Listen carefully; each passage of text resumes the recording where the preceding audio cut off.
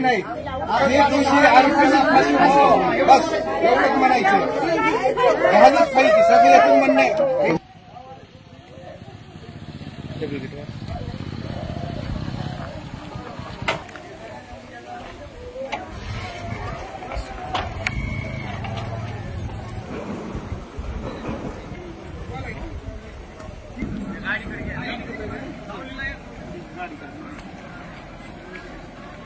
तिथून शेतकरी कुटुंबातून एवढं शिक्षण करून जर असं शासन किंवा पोलीस PSI असणारा कोण गोपाळ बदने ही जर असा अत्याचार करीत असेल तर ह्याच्यावर कठोर कारवाई करावी मोका अंतर्गत आणि त्याला फाशी शिक्षा व्हावी ही आमची विनंती आहे. बाकी काही नाही. मी मुलीचा मामा आहे त्या डॉक्टरांचा, तर अशी आमची कळकळीची विनंती आहे. त्याला फाशी दिल्याशिवाय इतकी सुधारणा होत नाही.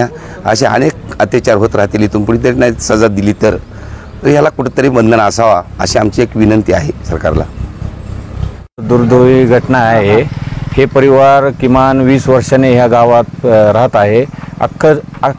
अखंड आपले बिकट परिस्थितीतून शिक्षण मुलीला करायला बाहेर पाठविलेलं होतं, पण त्याच्यावर आज जे परिवार दुःखाचा डोंगर कोसळला आहे ह्याची प्रशासनाने दखल घेऊन त्यांच्या घरातल्या काय मदत करून मोकाका अंतर्गत त्या आरोपींवर कठोर कारवाई करण्यात यावी ही आमची ग्रामस्थांच्या वतीने व एक लोकप्रतिनिधी म्हणून आमची ही मागणी आहे. म्हणून खूप तीव्र नाराजीच्या भावना आहेत.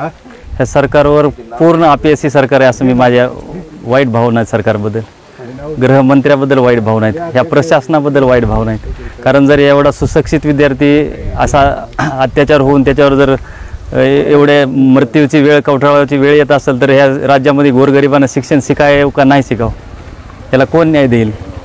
एवढ्या बिकट परिस्थितीमधून एवढ्या मुलीने एवढं MBBS शिक्षण पूर्ण करून मेडिकल ऑफिसर गव्हर्नमेंटला लागून जर त्या तशा विद्यार्थ्यावर जर असा अन्याय होत असेल तर मग गरीब माणसांनी जगावं की मरावं? त्यांना मोकाकाचा कायदा आणि फाशीची शिक्षा, आता दुसरा तर काही पर्याय नाही. जर द्यायचा असला सरकार न्याय देईल, नाहीतर असाच मोकाट सोडून आणखीन लोकांच्या गोरगरिबाच्या लेकरांशी असाच जीवनभर खेळ खेळत राहील आणि सरकार असंच बघ्याची भूमिका घेऊन बघत राहील. दुसरं काय करणार आहे? आणि गोरगरीब आम्ही करू तरी काय शकता त्यांच्या विरोधात? सरकारच्या विरोधात बोलणार तरी काय? आणि जर नसेल होत तर गृहमंत्र्यांनी राजीनामा देऊन टाकावा मुख्यमंत्र्यांनी आपल्या, की दुसऱ्या कोणाला तरी सांभाळायला द्यावं ग्रहपद.